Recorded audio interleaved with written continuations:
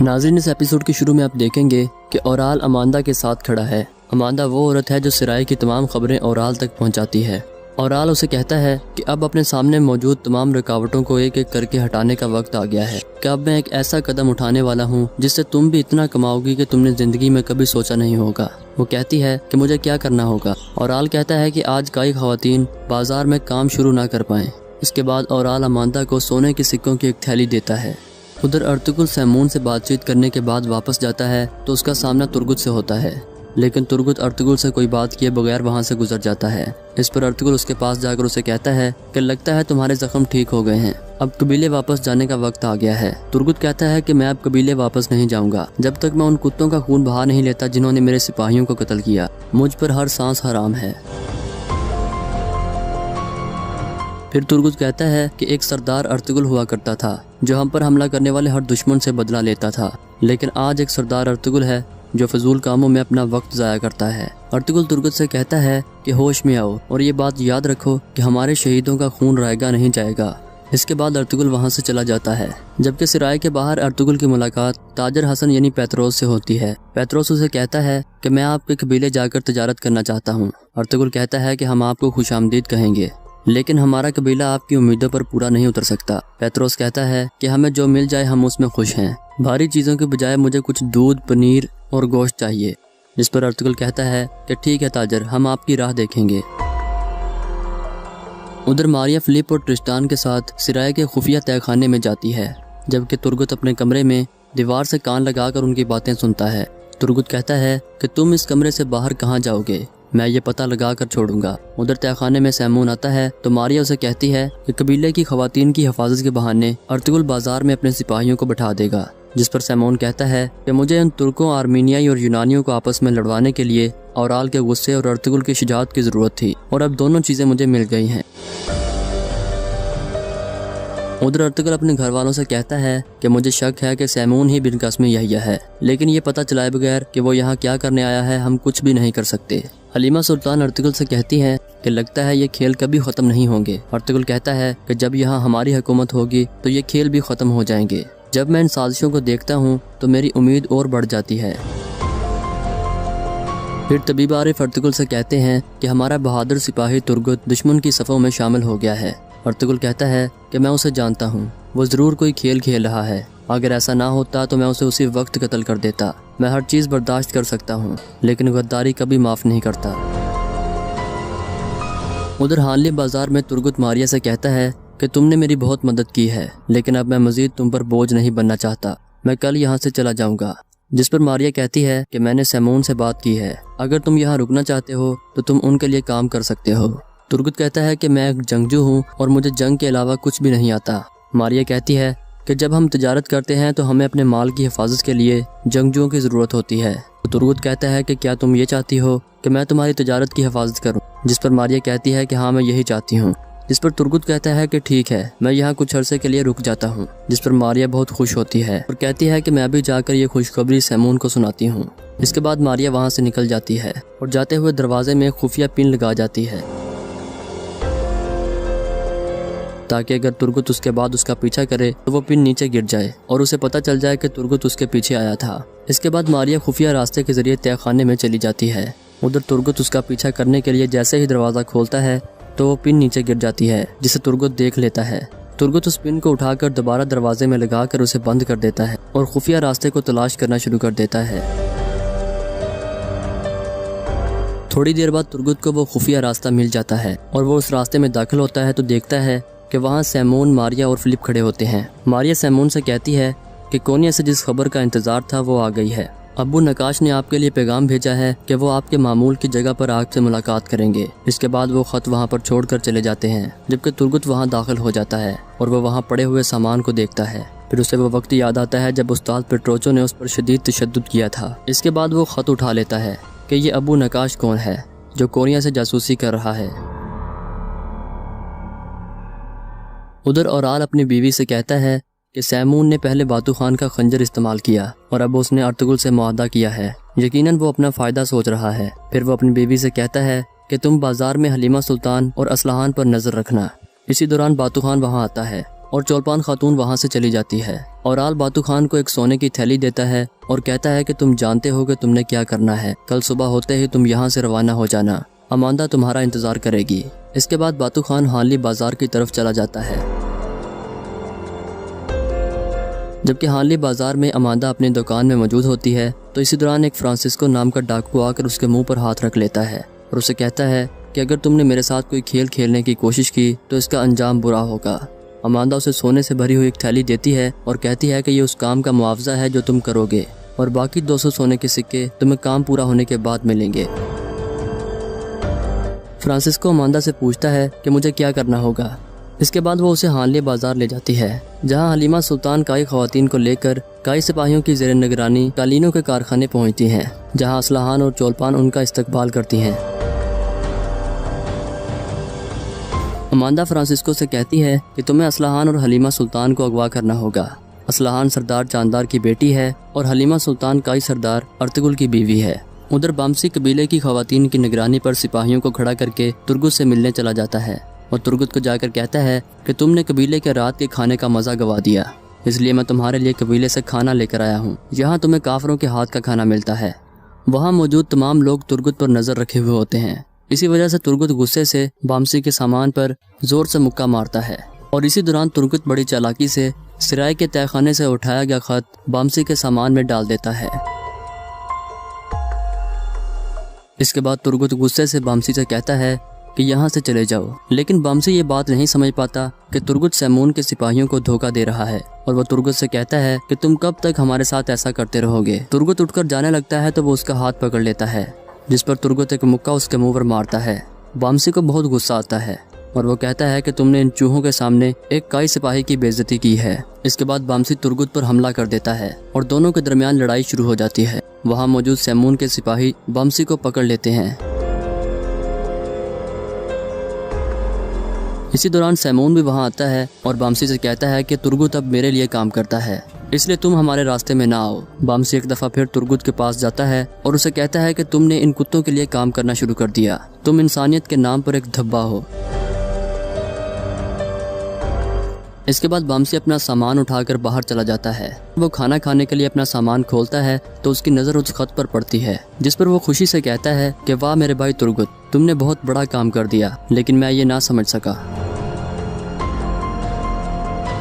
ادھر سیمون کی بہن ماریا حلیمہ سلطان اور اسلحان خاتون کے پاس جا کر انہیں کھانے کی دعوت دیتی ہے۔ حلیمہ سلطان کہتی ہیں کہ ہمارا کام بہت زیادہ ہے، لیکن کسی کی دعوت ٹھکرانا ہماری روایات میں نہیں ہے۔ اس پر ماریا ان کا شکریہ ادا کر کے وہاں سے چلی جاتی ہے۔ اسلحان حلیمہ سلطان سے کہتی ہے کہ ہم اپنے قالینوں کے ذریعے ان کافروں کے محلات کو فتح کریں گے، اور ارطغرل صاحب جیسے جوان اپنی تلواروں کے ذریعے ان کافروں کو زیر کریں گے۔ اسلحان کے منہ سے ارطغرل کا لفظ سن کر حلیمہ سلطان غصے سے اس کی طرف دیکھتی ہے اور اسے کہتی ہے کہ ہمارے بہادر سپاہی یہ کام کر لیں گے، ہمیں اپنے کام پر توجہ دینی چاہیے۔ اس کے بعد اسلحان کہتی ہے کہ آج رات تک ہمیں قالینوں کے نمونے تیار کرنے ہیں۔ حلیمہ کہتی ہے کہ آج قبیلے میں جرگہ ہے، اس لیے ہمیں جلدی جانا ہوگا۔ اسی دوران چولپان خاتون وہاں آتی ہے اور وہ کہتی ہے کہ اسلحان آپ کے ساتھ آپ کے قبیلے جا سکتی ہے۔ اسلحان کہتی ہے کہ میں نے اپنے والد کو نہیں بتایا، اس لیے میں نہیں جا سکتی۔ چولپان کہتی ہے کہ میں انہیں بتا دوں گی، تم حلیمہ سلطان کے ساتھ چلی جاؤ، کیونکہ آج رات تک ہمیں نمونے لازمی تیار کرنے ہیں۔ چولپان خاتون اورال کے منصوبے کے تحت اسلحان کو حلیمہ سلطان کے ساتھ بھیج رہی ہوتی ہے۔ حلیمہ سلطان اسلحان سے کہتی ہیں کہ کائی قبیلے میں خوش آمدید، آج رات آپ ہمارے قبیلے میں مہمان ہوں گی۔ تو ناظرین، ایپیسوڈ نمبر 13 کا یہیں پر اختتام ہوتا ہے۔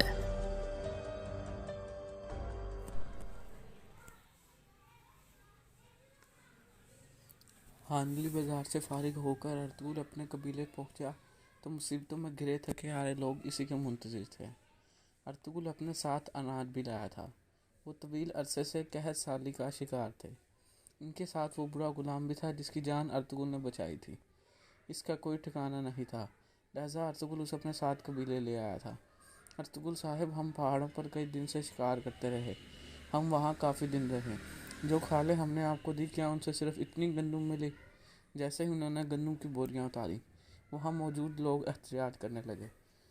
کارا صاحب، باقی بھی آئیں گے، آپ فکر نہ کریں، سانس تو لینے دیں، ہم اس پر بات کرتے ہیں، ارطغرل نے اسے سمجھایا۔ حضور ہم اور کتنا صبر کریں، ہم میں اب صبر نہیں رہا، کارا نے کہا تو باقی لوگ بھی اس کی حمایت میں بولنے لگے۔ یہ صورتحال دیکھ کر وہ بوڑھا بھی خاموش نہ رہ سکا جس کی جان ارطغرل نے جان بچائی تھی۔ میری بات سنو، مجھے غلاموں کے بازار سے بچا کر میری جان بچائی ہے ارطغرل صاحب نے، لیکن میں اسے زندہ نہیں رہ سکتا۔ ارطغرل صاحب آپ بہت مشکل سے دو چار ہیں، کاش آپ مجھے وہیں چھوڑ دیتے اور ان ظالموں کو مجھے مارنے دیتے۔ حوصلہ کرو تو یار استاد، ارطغرل نے اس کے کندھے پر ہاتھ رکھا۔ کیا یہ سچ ہے ارطغرل صاحب، آپ نے ہمارے قبیلے کا حق اس فرد کو دے دیا ہے؟ ہم یہ مزید برداشت نہیں کر سکتے۔ اس جنگ اور فتح کے راستے میں ہماری افسوسناک حالت کو دیکھیں۔ آپ ابھی بھی صبر کی بات کر رہے ہیں؟ تو راہ کو بولنے کا موقع مل گیا۔ ارطغرل صاحب، ہم آج رات جرگہ بلانا چاہتے ہیں۔ آپ لوگ کب سے ایسے ہو گئے؟ کیا رزق دینے والی ذات خدا کی نہیں؟ طوریان اللہ کا غیر متوقع مہمان ہے، اور اللہ کا مہمان اپنے ساتھ 10 نعمتیں لاتا ہے۔ وہ ایک کھاتا ہے اور 9 ہمارے لیے چھوڑتا ہے۔ جس نے اسے پیدا کیا اس راضی کا نام بھول گئے؟ باقی یہ جرگے کا وقت نہیں، ہر کوئی اپنے حصے کا کام کرے۔ میں کسی کو بھی چھوٹی چھوٹی باتوں پر اپنے قبیلے کے لوگوں کو بہکانے کی اجازت نہیں دوں گا۔ یہ جرگے کا وقت نہیں، مجھے اس کے علاوہ اور کچھ نہیں کہنا۔ ارطغرل نے فیصلہ سنایا اور گھوڑے سے اتر کر حلیمہ خاتون کے پاس آ گیا۔ حلیمہ سلطان بھی انہی کے پاس پریشان کھڑی تھی۔ اس نے ماں کی دست بوسی کی اور ان کے ساتھ خیمے کے اندر چلا گیا۔ قندوز بھی اب بڑا ہو گیا تھا، اس سے اپنے بابا کا انتظار رہتا تھا۔ باپ کو دیکھ کر وہ بھی اس سے لپٹ گیا۔ ارطغرل، تم جرگہ بلانے کی درخواست کیسے رد کر سکتے ہو؟ ہماری روایات میں ہے کہ جرگے کی درخواست کبھی رد نہیں کی جاتی۔ حلیمہ خاتون نے بیٹے سے کہا، امی جان، میں جرگے کے خلاف نہیں ہوں، لیکن اس وجہ کے خلاف ہوں جس کی بنا پر سردار جرگہ بلا رہے ہیں۔ چند لوگ ایک چھوٹے سے مسئلے کے لیے دوسرے کو پریشان کر رہے ہیں۔ یہ بات تم جرگے میں بھی کہہ سکتے ہو کہ یہ ایک سردار کو زیب نہیں دیتا۔ حلیمہ خاتون کی بات سن کر ارطغرل آگے بڑھا اور سردار کی نشست پر بیٹھ کر بولا، حلیمہ خاتون، میں اس قبیلے کا سردار ہوں، میں ہی فیصلہ کروں گا کہ جرگہ کب بلانا ہے۔ ارطغرل صاحب، آپ کیا کہہ رہے ہیں؟ یہ ہماری روایات ہے، حلیمہ نے کہنا چاہا۔ حلیمہ سلطان، میرے احکامات پر سوالات کب سے اٹھنے شروع ہو گئے؟ سردار کے بولنے کے بعد کوئی کیسے بول سکتا ہے؟ اس قبیلے کا سردار میں ہوں تو حکم بھی میں دوں گا۔ میرے حکم پر سوال نہیں کیا جائے گا اور نہ ہی یہ آپ کا کام ہے۔ جب وقت آیا تو میں جرگہ بلا کر سب کی سنوں گا، ارطغرل نے کہا اور اٹھ کر باہر نکل گیا۔ جب حلیمہ خاتون آہ بھر کر رہ گئی تھی، ذوالجان اور حلیمہ حالت بھی اس سے مختلف نہ تھی۔ وہاں سے ارطغرل نورگل اور بابر کے پاس آ گیا۔ وہ سب اگلے حملے کی حکمت عملی کی تیاری کرنے لگے۔ اس بار دشمن فوری حملہ کریں گے، ہمارے پاس ضائع کرنے کے لیے وقت نہیں، ہمیں ان کے خلاف ایک مضبوط قلعہ بننا ہوگا۔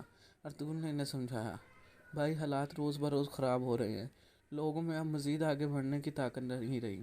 نورگل نے کہا، بھائی وہ ناشکرے ہیں، جب ان کا پیٹ بھرا تو وہ کچھ نہیں کہتے، لیکن وہ جب بھوکے ہوں تو شکایت شروع کر دیتے ہیں۔ بابر نے جواب دیا، میرے بھائی وہ سالوں سے مضبوط رہے، وہ بڑی تجارت جو ہم کرنے والے ہیں وہ ہمارے قبیلے میں بڑا اخلاقی سہارا ہوگی۔ نورگل نے کہا، مجھے بتایا گیا ہے کہ چند غیر ملکی تاجر قالین خریدنے آ رہے ہیں، قبیلے سے تمام قالین اکٹھی کرو۔ عبدالرحمن، ذوالجان، جب تک ہم واپس آئیں یہ تمہارا کام ہے۔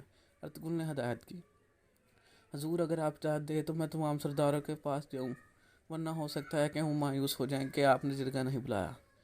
عارف صاحب نے توجہ دلائی تو ارطغرل نے ان کی تائید کر دی۔ اچھا خیال ہے عارف صاحب، آپ کو ان سے ملنا چاہیے۔ ارطغرل نے اجازت دے دی تو عارف صاحب مطمئن ہو گئے۔ بھائی اگر سلطان کا جاسوس مر گیا تو ہم کیسے جان پائیں گے کہ اس علاقے میں صلیبوں کا شیطان کون ہے؟ نورگل نے پوچھا، ہم سلطان کے جاسوس کو بازار سے زندہ یا مردہ نکالنا ہوگا، ہمارے پاس اور کوئی دوسرا انتخاب نہیں ہے نورگل۔ ارطغرل نے سب کو برابر کروایا۔ اتنے بڑے بازار سے سلطان علاء الدین کے جاسوس کو نکالنا مشکل ہوگا۔ بھائی یہ آپ کیسے کریں گے؟ ذوالجان نے پوچھا۔ ذوالجان، کیا تمہیں معلوم ہے کہ بھیڑیے اپنے شکار کو کیسے دبوچتے ہیں؟ تو میری بات غور سے سنو۔ ارطغرل نے اپنا منصوبہ بتانے لگا۔ اس رات جب ارطغرل روانگی تیاری کر رہا تھا تو حلیمہ سلطان ان کے پاس آ گئی۔ حضور اگر آپ اجازت دیں تو میں آپ سے چند باتیں کرنا چاہتی ہوں۔ ضرور حلیمہ سلطان، میں سن رہا ہوں۔ میں آپ سے معافی چاہتی ہوں، میں نے وہ باتیں کی جو آپ کو پسند نہیں تھی۔ جب قبیلے کی دوسری عورتوں نے باتیں کی تو میں پاگل ہو گئی تھی، میں بھی ایسے ہی پیش آئی جیسے کہ وہ، مجھے معاف کر دے۔ حلیمہ سلطان، ان سرزمینوں کی ہر طرف آگ ہے، لیکن ہم حضرت ابراہیم علیہ السلام کی طرح اللہ سے مدد مانگیں گے تو وہ آگ ہمارے لیے گلزار بن جائے گی۔ ہمارا کام اللہ پر یقین محکم رکھتے ہوئے اس مشکل وقت کو صبر کے ساتھ گزارنا ہے۔ ارطغرل نے نرم لہجے میں اس کا حوصلہ بڑھایا۔ بے شک جس کے ساتھ اللہ ہو اسے کوئی غم نہیں۔ حلیمہ نے اس بات میں سر ہلایا۔ جس کے ساتھ اللہ ہو اسے کوئی افسوس نہیں حلیمہ، ارطغرل نے کہا۔ ہم مشکل وقت سے گزر رہے ہیں، میں جانتا ہوں کہ تم پر بھاری بوجھ ہے، اس وجہ سے تم نے ایسی باتیں کی۔ ارطغرل نے اس کی پیشانی پر بوسہ دیا اور سفر کی تیاری کرنے لگا۔ پھر وہ اپنے ساتھیوں کے پاس آ گیا جہاں ان سب نے خاص قسم کے بھیڑیوں والا لباس پہن رکھا تھا۔ بھیڑیے دھندلے آسمان کے شوقین ہیں، چلو بہادر، جنگ ہماری ہے اور فتح اللہ کی۔ ارطغرل نے ان کا جوش بڑھایا۔ کچھ دیر بعد وہ سب حانلی بازار کی طرف اڑے چلے جا رہے تھے۔ اے بادشاہوں کے بادشاہ، جس نے اپنا بیٹا ہمارے لیے زمین پر اتارا، تیرا پیغمبر علیہ السلام کی روح جو طاقت میں تیرے برابر ہے، جو تیری بالادستی کا لابھ جاپ رہی ہے، عظیم مسیح علیہ السلام، مجھے قوت بخشے میرے آقا، انتظام کے ساتھ میرے دشمنوں کے لیے یہ جہنم بنا دے۔ اور آل کی بیوی چولپان خاتون کی دعا جاری تھی کہ نکارے کی تیز آواز آنے سے چونکا دیا۔ اس نے جلدی سے روشن شمع بجھائی اور سلیب کو کپڑے میں لپیٹ کر صندوق میں رکھ دیا۔ بظاہر وہ ایک مسلمان کی زندگی گزار رہی تھی، لیکن در حقیقت اب بھی وہ اپنے مذہب پر قائم تھی۔ چاروار قبیلے کے سردار جاندار، اس کا بھائی توختامش، بیٹی اصلاحان اور بیٹا اورال حانلی بازار سے واپس آ گئے تھے۔ ناکارے کی آواز سن کر چولپان خاتون کے خیمے سے باہر آ گئی اور ان کا استقبال کیا۔ جس وقت زخمی اورال کے ساتھ لے کر خیمے میں جانے والی تھیں، سردار جاندار کی آواز نے انہیں روک لیا۔ آج رات ایک ضیافت کا اہتمام کیا جائے جس میں صرف چند خاص مہمان شریک ہوں گے۔ جو حکم میرے آقا، چولپان خاتون نے تعظیم پیش کی اور اورال کے ساتھ خیمے میں چلے گئی۔ وہ اپنے شوہر کو زخمی دیکھ کر پریشان ہو گئی تھی۔ حضور، آپ کی ٹانگ کو کیا ہوا ہے؟ بابا کو سب پتہ چل گیا ہے کہ میں نے تجارت میں کمن کیا ہے، نفع میں سب کچھ سونا چھپایا ہے، اب میں کسی کو نہیں چھوڑوں گا، اورال نے غصے سے کہا۔ اس دوران چولپال خاتون نے آگے بڑھ کر اس کے زخم کی صفائی کرنے لگی۔ جب مجھے سکون نہیں تو میں کس سکون سے نہیں رہنے دوں گا۔ اورال کو ایک پل سکون نہیں مل رہا تھا۔ اپنے غصے کو قابو میں کر لیں، غصے میں کیا ہوا فیصلہ ٹھیک نہیں ہوتا۔ جب ایک کی نظر آپ پر ہو تو آپ کو ایک سیلاب نہیں بلکہ ساکن پانی کی طرح نظر آنا چاہیے۔ جب وقت آیا تو آپ دوبارہ بہنا شروع ہو جائیں گے اور پہلے سے کہیں زیادہ طاقت حاصل کر لیں گے۔ چولپان اب ساری صورتحال بابا کو پتہ چل گیا، یہ سب بہت برا ہوا۔ اورال نے بتایا۔ بابا کو یہ بات کس نے بتائی؟ اور اس معاملے میں یقین توختامش ملوث ہے، لیکن اس کا وقت اب ختم ہو چکا۔ اورال نے جیب سے زہر کی شیشی نکال کر چولپان خاتون کی طرف بڑھا دی۔ آج رات ہم توختامش کو اس کی قبر میں پہنچا دیں گے۔ عالیہ آرا کی آمد سے قبل اس کا خاتمہ ضروری ہے، بصورت دیگر شاید ہم سب کچھ ہمارے لیے نکل جائے۔ اورال نے جواب دیا۔ بے فکر رہیں، بالکل ایسا ہی ہوگا۔ آپ کا غصہ شدید ہے مگر آپ لاپرواہ نہیں۔ اگر کوئی ان منحوس زمینوں میں میرے اورال کی سرداری میں رکاوٹ بنے گا تو وہ اپنے غصے میں دم گھٹ کر مر جائے گا، چولپان خاتون نے مسکراتے ہوئے کہا۔ آج کا دن ہمارا ہے چولپان، توختامش آج ہمارے بابا اور اپنے بھائی کے ساتھ آخری کھانا کھائے گا۔ توختامش، تم ہمارے قبیلے کی آوارہ کتے ہو۔ اورال کی آنکھوں میں نفرت تھی۔ رات کو سردار جاندار کے مرکزی خیمے میں دسترخوان بچھایا گیا تو اس پر طرح طرح کے پکوان چنے گئے تھے۔ گھر کے سب افراد دسترخوان پر موجود تھے۔ کھانے کے ساتھ ساتھ خوشیوں کا سلسلہ بھی جاری تھا، لیکن اورال اور چولپان کے علاوہ کوئی نہیں جانتا تھا کہ توختامش کو ملازمہ نے جو شربت پیش کیا اس میں زہر شامل تھا۔ زہر ملا شربت پینے کے کچھ دیر بعد ہی توختامش کی حالت خراب ہونے لگی۔ بوڑھا توختامش سر جھک کر غنودگی دور کرنے کی کوشش کرنے لگا، لیکن جب اورال اور چولپان کے لبوں پر غیر ضروری مسکراہٹ تھی۔ جیسے ہی سردار جاندار اور اورال کی حرکتوں پر گفتگو شروع کی تو توختامش پر پاگل پن کا دورہ پڑ گیا۔ اس سے ارد گرد بیٹھے لوگوں کے چہرے خوفناک دکھائی دینے لگے۔ وہ گھبرایا ہوا اور بدحواس دکھائی دے رہا تھا۔ پھر اس نے خنجر نکال کر اورال پر حملہ کر دیا۔ وہ ساتھ ہی سردار جاندار کی طرف بھی بڑھا، لیکن سردار اب سنبھل گیا تھا۔ جیسے ہی توختامش قریب آیا، جاندار نے تلوار کا وار کر کے اپنے بھائی کو ہمیشہ کی نیند سلا دیا۔ سردار جاندار اب اپنے مردہ بھائی کے قریب بیٹھا اس کی گرداری پر آنسو بہا رہا تھا۔ وہ یہی سمجھ رہا تھا کہ تومس اسے اورال کو قتل کرنا چاہتا تھا۔ اصلاحان بھی گھبرا گئی تھی، جبکہ قریب کھڑا اورال اور چولپان خاتون بہت پرسکون دکھائی دے رہے تھے۔ توختامش کے مرنے سے اورال کی زندگی کا ایک بڑا کانٹا نکل گیا تھا۔ مجرم حانلی بازار میں اسی مقام پر بنا ہوا تھا جہاں اس پر دوپہر میں تشدد کیا جا رہا تھا۔ مسلح محافظ اس کا پہرا دے رہے تھے۔ اس کے علاوہ سپاہی مختلف مقامات پر گھات لگائے بھی بیٹھے تھے۔ ارطغرل، نورگل اور بابل نے بھیڑیوں کے لباس میں اس قدر اچانک اور شدید حملہ کیا کہ کوئی بھی سنبھل نہ سکا۔ ارطغرل نے زخمی قیدی کو ستون سے اتار کر کندھے پر اٹھا لیا۔ جب اس کے ساتھی وہاں موجود محافظوں کا کام تمام کرنے لگے۔ سرائے کے جھروکے میں کھڑی ماریا بھی یہ منظر دیکھ رہی تھی۔ جب اس نے دیکھا کہ قیدی کو کھول کر لے جا رہا ہے تو اس نے تیر کمان سنبھال لی۔ اگلے ہی لمحے ماریا نے نشانہ لے کر تیر پھینکا تو وہ سیدھا قیدی کے سینے میں پیوست ہو گیا۔ اس وقت نور گل اور بابر نے ارطغرل کو اپنے حفاظتی حصار میں لے لیا۔ وہ محافظوں کا خاتمہ کرتے ہوئے وہاں سے بھاگ نکلنے میں کامیاب ہوئے۔ کافی دیر سفر کرنے کے بعد وہ زخمی قیدی کو خانلی بازار سے کافی دور لے آئے تھے۔ اب سورج بھی نکل آیا تھا۔ ایک محفوظ مقام پر پہنچ کر انہوں نے قیدی کو گھوڑے سے اتارا تو وہ مر چکا تھا۔ بھائی یہ تو مر گیا، بابر نے اسے دیکھ کر کہا۔ یہ مرنے کے بعد بھی اپنا پیغام ہم تک پہنچائے گا، ارطغرل نے جواب دیا۔ اگلے ہی لمحے ارطغرل نے اپنا تیز دھار خنجر نکالا اور مردہ شخص کے سر سے بال اتارنے لگا۔ سب حیرت سے اسے دیکھ رہے تھے۔ ابھی اس نے صرف نصف سر کے بال اتارے تھے کہ بالوں کے نیچے سر کی ایک جلد پر ایک تحریر دکھائی دینے لگی۔ یہ کیا لکھا ہے بھائی؟ بابر چونکا۔ یہ ہمارے دشمن کا نام ہے۔ یہ کون ہے بھائی؟ نور گل نے پوچھا۔ یحییٰ، ارطغرل نے جواب دیا۔ انہوں نے اپنے جاسوس کی لاش دفن کر دی اور پھر قبیلے روانہ ہو گئے۔ جب وہ قبیلے پہنچے تو حائمہ خاتون، حلیمہ سلطان اور عارف صاحب قالین جمع کر رہے تھے۔ لوگ جرگہ نہ بلانے پر خفا تھے لیکن عارف صاحب نے انہیں منا لیا تھا۔ حلیمہ سلطان: امید ہے سب ٹھیک ہوگا؟ ارطغرل نے حلیمہ سے پوچھا۔ سب ٹھیک ہے حضور، بس ہم زیادہ قالین جمع نہیں کر سکے۔ دل چھوٹا مت کرو، میں اپنے قبیلے کو اچھی طرح جانتا ہوں۔ ان کی دسترس میں جو بھی ہوگا وہ لے کر آئیں گے۔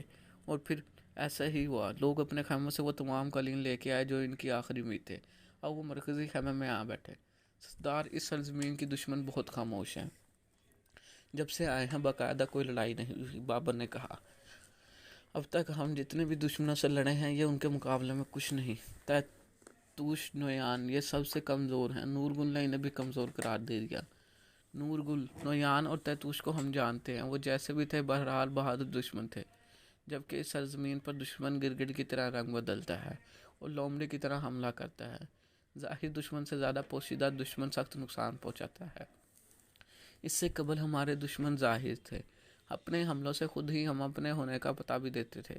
اس سرزمین پر ہمیں اپنا دشمن تلاش کرنا ہوگا۔ ارطغرل نے انہیں سمجھایا۔ ہمیں انہیں کیسے تلاش کریں گے؟ ہم صرف ایک کا نام ہی پتہ ہے، یحییٰ۔ حانلی بازار جیسی پرہجوم جگہ پر ہمیں اس یحییٰ کو تلاش کریں گے۔ نور گل نے بے چینی سے پوچھا۔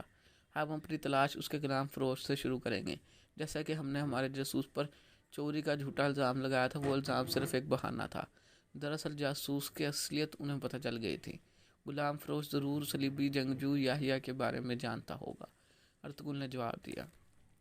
ٹھیک ہے بھائی، لیکن ممکن ہے وہ کرسٹان کو دانے کے طور پر استعمال کرے اور ہمیں اپنے جال میں پھنسا لے، نور گل نے خدشہ ظاہر کیا۔ میرے بھائی نور گل، تو دیکھو، سلامت رہو، کیسی چالاکی کی بات ہے۔ بابر نے اس کی تعریف کی تو سب مسکرا دیے۔ نور گل: ٹھیک کہا تم نے، مجھے خوشی ہے کہ تم انہی کی طرح سوچ رہے ہو۔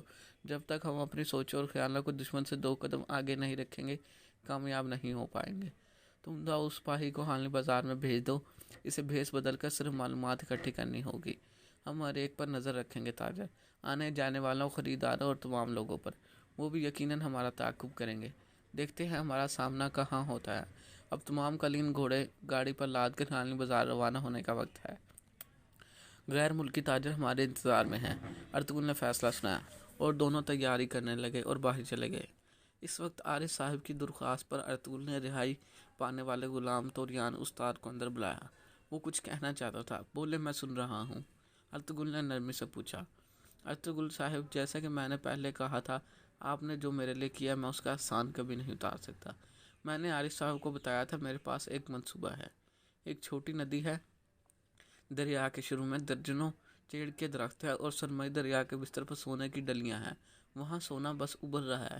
اس لیے ارطغرل صاحب، اگر آپ مجھے ضروری اوزار مہیا کر دیں تو وہ میں سونا آپ کے لیے نکال سکتا ہوں۔ تمہیں کیا چاہیے؟ ارطغرل نے پوچھا۔ بڑے بڑے تھیلے، بڑے ہتھوڑا جس سے پتھر توڑے جا سکے، اور ایک چھاننا۔ تمہیں جو بھی چاہیے بازار سے جا کر خرید لو۔ ارطغرل نے اس کا دل رکھنے کے لیے اجازت دے دی تو وہ خوشی سے باہر چلا گیا۔ سیمون اس وقت صلیبی جنگجوؤں کے روم میں اپنے تہخانے میں بے چینی سے ٹہل رہا تھا۔ وہ شدید غصے تھا۔ سلطان علاء الدین کے جاسوس کا اس کے قید سے چلے جانا اس کے لیے بہت بڑی ناکامی تھی۔ ماریا اور اس کے جنگجوؤں نے اپنی جانب سے بہت کوشش کی تھی مگر وہ اسے روک نہیں پائے تھے۔ سلجوق سلطنت کے ہاتھ بہت بڑے لمبے ہوتے ہیں۔ ہمارے بازار میں ہماری جگہ پر وہ اپنے جاسوس کو چھڑا کر لے گئے، اور وہ بھی صرف چند لوگ۔ آخر وہ کون تھے جو چھلاوے کی طرح اور پرندوں کی طرح اپنے جاسوس کو لے کر فرار ہو گئے؟ کیا آپ نے انہیں دیکھا؟ انہوں نے اپنے چہرے ڈانپ رکھے تھے، ماریہ نے کہا۔ ہم نے ان کے چہرے نہیں، ان کی مہارتیں دیکھی۔ ہمارے لیے یہ بہت ہے، لیکن افسوس ہے کہ جاسوس بھاگ گیا۔ سیمون نے مٹھیاں بیچی۔ فکر نہ کریں، میں نے اسے تیر مارا ہے۔ اسے تیر زخمی ہو کر ناممکن ہے کہ وہ زندہ بچے، کیونکہ ہمیشہ کی طرح میرا تیر زہر میں بجھا ہوا تھا۔ فرار ہونے کے بعد ہمارے سپاہیوں نے بازار کے مضافات تک ان کا پیچھا کیا تھا۔ میرا نہیں خیال جاسوس کو انہیں کچھ بتانے کی مہلت ملی ہوگی۔ ماریہ نے بتایا ہے تو سیمون مطمئن ہو گیا۔ وہ جانتا تھا کہ ماریہ زہر بنانے میں ماہر تھی۔ وہ ایسا خطرناک زہر تیار کرتی تھی کہ انسان دوسرا سانس نہیں لینے پاتا تھا۔ جبکہ فلک کے چہرے پر تشویش تھے۔ خداوند، میں تمہارا غلام یحییٰ ہوں، عیسیٰ کا وفادار اپنے مقدس سفر پر۔ میں تمہارے بیٹے کا غلام ہوں۔ میں مسلمانوں سے یروشلم حاصل کروں گا، جو ہمارے امام مریم علیہ السلام کی مقدس سرزمین ہے۔ میں ہیکل سلیمانی دوبارہ تعمیر کروں گا۔ سیمون صلیب کے آگے مودب کھڑا بلند آواز میں کہہ رہا تھا۔ سیمون کو اس حملے میں شکست پر سخت شرمندگی تھی۔ فلپ، ہمیں جلد از جلد ان حملہ آوروں اور ان کی مدد کرنے والوں کا پتہ لگانا ہوگا۔ ان کے اس قدر منظم حملے سے یہ بھی ظاہر ہوتا ہے کہ وہ بازار کے چپے چپے سے واقف ہیں، اس لیے وہ بچ نکلے۔ میں کامیاب ہو گئے۔ اس کا مطلب یہی ہے کہ دشمن ہماری نظروں کے سامنے ہی ہے، بس اس سے پہچانا ہمارا کام ہے۔ اس بار ہمارا دشمن بھی ہماری طرح پوشیدہ ہے، ماریہ نے کہا۔ ہاں، پہلی بار ہمیں کوئی ہماری ٹکر کا ملا ہے، سیمون نے جواب دیا۔ ہمیں کیسا پتہ چلے گا کہ یہ کون ہے؟ فلپ نے سوال کیا۔ یہ تو صرف شروعات ہے، دوبارہ بھی آئیں گے، بلکہ اس وقت تک آتے رہیں گے جب تک یہ معلوم نہ کر لیں کہ صلیبی جنگجوؤں کا کمانڈر اور جاسوس اس علاقے میں کون ہے۔ جو بھی بازار میں داخل ہو، اس پر نظر رکھی جائے، ماریہ نے تجویز پیش کی۔ ہم ہر قدم کے بارے میں خبر رکھیں گے۔ جو کوئی بھی بہت زیادہ پیسے کما رہا ہو، تجارتی ہلچل کا سبب بنے، یا کوئی ایسا جو جنگ کرنے کا اہل ہو، ان سب پر نظر رکھو، سیمون نے ہدایت کی۔ مسلمانوں کے لوگ کو میرے لیے چھوڑ دیں، ان کی خاص ساتھی پیڈوس نے کہا۔ پیڈوس تاجر محسن کے نام سے حالی بازار میں خاص پہچان رکھتا تھا، اور میں دوسری اقوام کو دیکھوں گا۔ فلپ نے ذمہ داری قبول کی۔ خاص طور پر کرسٹان کو ہم دانے کے طور پر استعمال کریں گے، یقیناً وہ اس سے ملیں گے۔ سیمون نے جام ہونٹوں سے لگایا اور باقی لوگ واپس چلے گئے۔ اورال اور چولپان خاتون اب مطمئن تھے۔ توکتامش، جو کہ ایک بڑی رکاوٹ تھی، اورال نے اس کی لاش کو مرکزی خیمے سے باہر ستون سے لٹکا دیا تھا تاکہ قبیلے کے باقی لوگ اس کی غداری سے عبرت حاصل کر لیں۔ اورال مطمئن تھا، اب اس کے والد صرف اسی پر بھروسہ کریں گے۔ اگر کسی دن سیمون نے اپنا راز کھول دیا تو چولپان خاتون نے خدشہ ظاہر کیا۔ چولپان، تم خود اس کے بارے میں سوچ کر کیوں ہلکان کر رہی ہو؟ اورال، میرے گھر کی دہلیز پر کب آپ نے مسئلے آنے دیے؟ لیکن یہ صرف میرے اندر ایک آواز ہے کہ توکتامش کی لاش باہر نہیں لٹکانی چاہیے تھی، چولپان خاتون نے کہا۔ تمہیں اس بارے میں فکر مند ہونے کی ضرورت نہیں، میں نے وہی کیا جو ضروری تھا۔ اورال نے بات ختم کر دی۔ اب وہ ان قالینوں کی بات کرنے لگے جو وہ غیر ملکی تاجروں کی ہاتھوں فروخت کر سونا کمانے والے تھے۔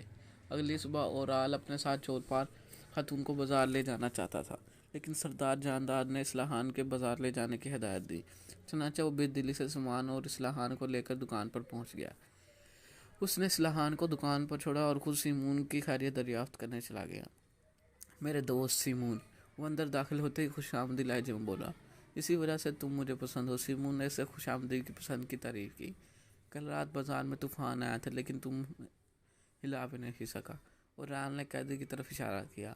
میں اپنی روح کو آرام دے رہا ہوں، اس دنیا سے توکتامش کی روانگی نے مجھے بہت خوش کیا ہے۔ اب کوئی بھی ہمیں سونا کمانے سے روک نہیں سکے گا۔ سیمون نے موضوع بدل دیا۔ استاد سیمون، اس بار نفع آدھا نہیں ہوگا۔ اورال نے اسے آگاہ کرنا مناسب سمجھا۔ کیا مطلب؟ سیمون جھکا۔ تمہارا شکریہ کہ توکتامش ایسے نکل گیا جیسے مکھن میں سے باہر، لیکن تمہیں تھوڑا صبر کرنا ہوگا۔ جب تک بابا کی نظر میں میری پہلے والی ساکھ بحال نہیں ہوتی، بازار کا حق کا 10واں حصہ لو اور رستے سے ہٹ جاؤ۔ تم نے جو کیا اس کے بعد تمہارے بابا کی نظر میں تمہاری ساکھ بحال ہونا ناممکن ہے۔ مزید یہ کہ تمہارے بھائی آلیار کے قبیلے میں واپس آنے کے بعد تمہارے بابا تمام زبانیاں تمہارے اس ایماندار بھائی کو سونپ دیں گے۔ خیر چھوڑو، یہ ہار دیکھو کیسا نفیس ہے، یہ چولپال خاتون کے گلے میں خوب جچے گا، اس کی دلکشی کو مزید بڑھائے گا۔ سیمون نے خوبصورت ہار اس کی طرف بڑھایا۔ اپنی نظریں میرے گھر سے دور رکھو، ورنہ تم اس دنیا کے حسن کو دوبارہ کبھی نہیں دیکھ سکو گے۔ اور ران نے دھمکی دی تو سیمون اپنے کہہ کا نہ دبا سکا۔ پرسکون رہو میرے پیارے دوست، ایک چھوٹا سا دوستانہ مشورہ ہے، اس کے علاوہ خوبصورتی تفصیل سے پوشیدہ ہے۔ یہی وجہ ہے کہ تم तुर्क असल में औरत की रूह को नहीं समझते, चौलपाल खातून ने कहा। चौलपाल खातून इस बारे में बहुत ज़्यादा खुश होंगी, लेकिन मेरे प्यारे दोस्त, एक खुश औरत का मतलब मजबूत मर्द, सिमोन ने कहा और आल ने अजीब नज़रों से उसे देखने लगा।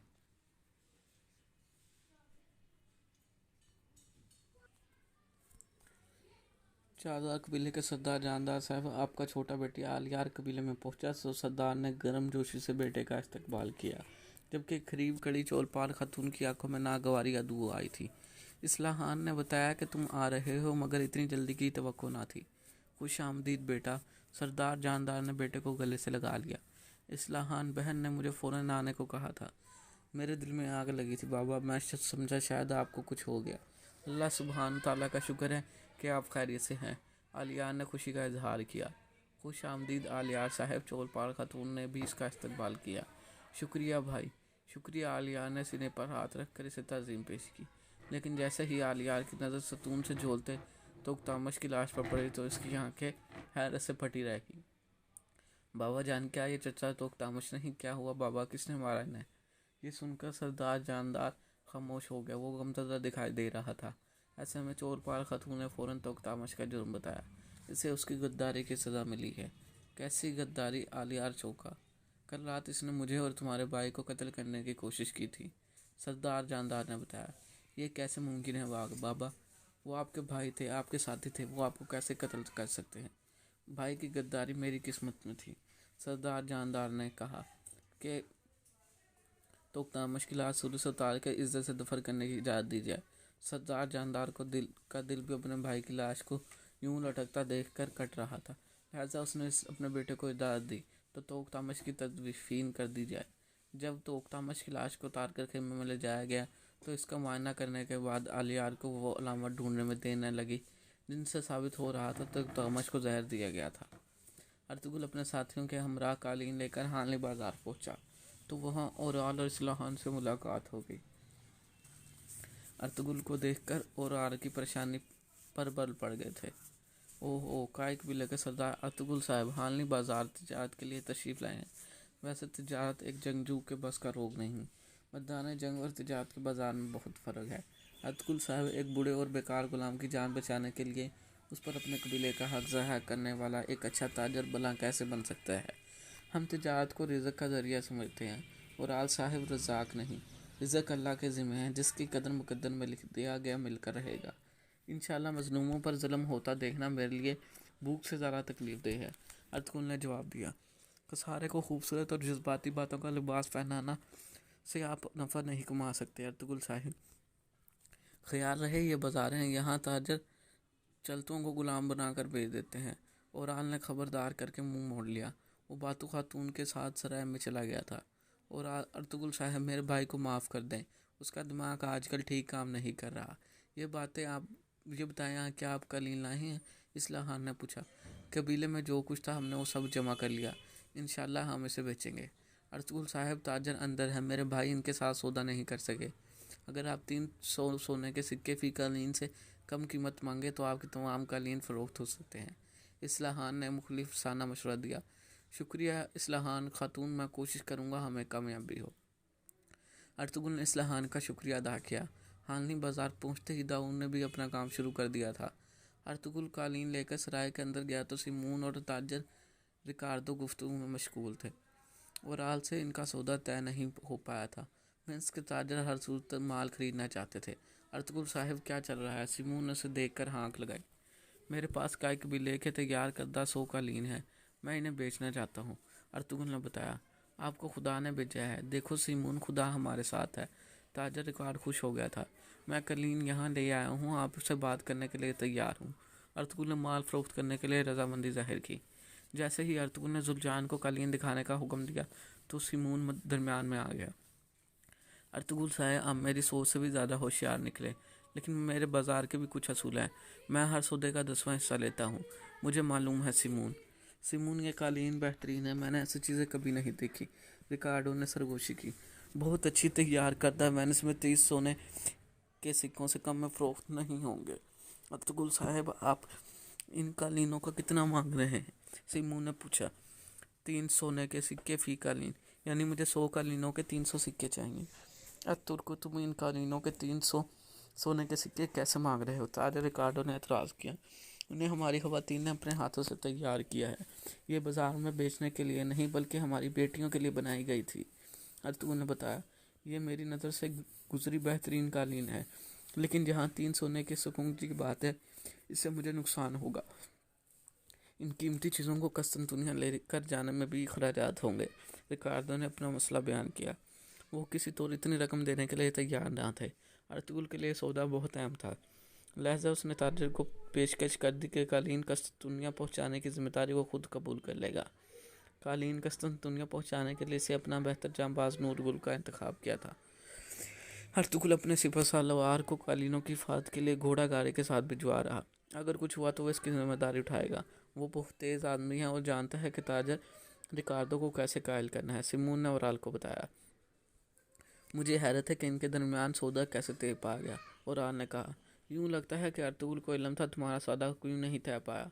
यही वजह थी कि इसने मुनासिब कीमत का मुतालबा किया, जो रिकार्डो के लिए भी सहूलत का बायस बना और सौदा तय पा गया। सिमोन ने बताया तो ओराल ने चौंक कर इसकी तरफ देखा। वो बात की तय तक पहुंच गया था। जब ओराल सराय से लौटा तो इस्लाहान कबीले के वापस जा चुकी थी।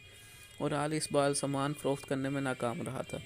इस्लाहान को ना पाकर ओराल भी खुद कबीले जाने का सोच रहा था। अर्तुगरुल से मुलाकात हुई गई। अर्तुगरुल साहब, मैंने सुना है आपने सारा माल फरोख्त कर दिया। आपने अपनी बहादुरी के साथ साथ तिजारत में भी कमाल दिखाया। ओराल साहब, आपने जो कहा था मैंने याद रखा। मैंने अपने कालीन अच्छी कीमत पर फरोख्त किए। अर्तुगरुल ने जवाब दिया। मुझे सनसनीखेज हरीफ पसंद है। सनसनीखेज हरीफ आपको चौकन्ना रखते हैं। अच्छा, आपका शुक्रिया, ओराल ने कहा। इजाज़त चाहता हूँ, अर्तुगरुल ने जवाब दिया और आगे बढ़ गया। हजूर, क्या हम इन्हें मज़ा चखाने वाले हैं? बातू खातून ने ओराल से पूछा। बातू खातून, ये कैसा अज़ाब होगा कि इसके बारे में कुछ नहीं जान पाएगा। तुम्हारी तलवार अर्तुगरुल के सिपाहियों को काटेगी, इनके कालीन में आग में जल जाएंगे। यही नहीं कि इनके जानवर भी इसकी आग में जिंदा जल जाएंगे। उन्हीं की दाढ़ें पूरे मैदान में गूंजेगी और सुनने वाला कोई ना होगा। और हाल के लहजे में शदीद नफरत। हजूर, क्या इन्हें पता लगेगा कि ये हमने किया है? बातू खातून ने पूछा। फ़िलहाल बिल्कुल नहीं। इंतकाम का एहसास इन्हें अंदर ही अंदर खाया जाएगा। बातू खातून। ओराल, हजूर, इस्लाहान खातून, इनके साथ आप क्या करने वाले हैं? बातू खातून ने सवाल किया। इसका फैसला भी जल्द होगा। ओराल ने इसे साथ लिया और दोनों कबीले रवाना हो गए। ओराल कबीले में पहुंचा तो सतून पर तोकतामश की लाश मौजूद ना थी। जब इसे मालूम हुआ कि ये लाश आलियार ने उतरवाई है तो वो आग गोला हो गया। आलियार ने लाश को दफना दिया था। तुमने ये सब क्या किया इस्लाहान? वो अंदर जाते ही इस्लाहान पर बरस पड़ा। क्या मसला है भाई? आपकी आंखें माथे पर क्यों चढ़ी हुई हैं? लगता है रिकार्डो ताजर को अपनी तवक्को मुताबिक माल नहीं बेच पाए। इस्लाहान का जवाब सुनकर ओराल पर हाथ उठाने वाला था कि आलियार ने आगे बढ़कर इसे रोक लिया। ये हमारी बहन है भाई, इसका दिल मत दुखाएं। अर्तुगरुल अपने जांबाजों नूरगुल, बाबर और जुलूजान के साथ इस मुकाम की तरफ महू सफ़र था, जहां सुल्तान अलाउद्दीन का एक खुसूसी एलची मुलाकात इनके लिए राह देख रहा था। करीब पहुंचकर जब अर्तुगरुल और इसके साथी घोड़ों से उतरे तो एलची ने खुद आगे बढ़कर उनका इस्तकबाल किया और अपने खैमे में ले आया। वहां सख्त हिफाजती इक़दाम किए गए थे। सुल्तान अलाउद्दीन ने आपको सलाम भेजा। अर्तुगरुल साहिब, वो आपकी खिदमत से बहुत खुश हैं। मैंने सुना है सादुद्दीन को पेक उनका वज़ीर बनाया गया है। अर्तुगरुल ने पूछा, कभी कभार हम कुछ सियासी मामलात में बड़े लोगों की ज़रूरत होती है। एलची ने कहा, रियासत को हमेशा पाक साफ रखना चाहिए। अर्तुगरुल ने जवाब दिया, आलूदगी के ज़रिए भी साफ करना होगा ताकि एक दिन रियासत अपनी ही गंदगी में दम घुट कर ना ख़त्म हो जाए। सुल्तान यकीनन इन बातों को बेहतर समझते होंगे। अर्तुगरुल साहिब, सुल्तान ने आपके लिए एक नई मुहिम दी है। वो असल मौजू की तरफ आ गया। ये मेरे लिए बायस शर्फ है। अर्तुगरुल ने जवाब दिया। आप किला कारा चाइसार को फ़तह करेंगे। ये बहुत मजबूत किला है। अगर हम कारा चाइसार को फ़तह करते हैं तो हमारे लिए कस्तूनतनिया की दीगर सरजमीनों का रास्ता खुल जाएगा। सुल्तान का हुक्म सर आँखों पर। इंशाअल्लाह हम कस्तूनतनिया को भी फ़तह करेंगे। हमारा इस सरजमीन पर आने का मकसद अल्लाह की सरजमीन पर अल्लाह का निज़ाम कायम करना है। हम इस गद्दारों से पाक करेंगे। फ़तह के लिए राह हमवार करेंगे। अर्तुगरुल ने कहा, हम ये किसी को भी खौफजदा किए बगैर करेंगे। آپ کو یہ ظاہر کرنا ہوگا کہ آپ کمزور ہیں، کسی کو بھی یہ نہ لگے کہ آپ مالی طور پر یا عسکری طور پر کتنے مضبوط اور خطرناک ہیں۔ مطلب اس جنگ میں ریاست کی پشت پناہی کسی کے بھی علم میں نہیں آنی چاہیے، کیونکہ ریاست کا نام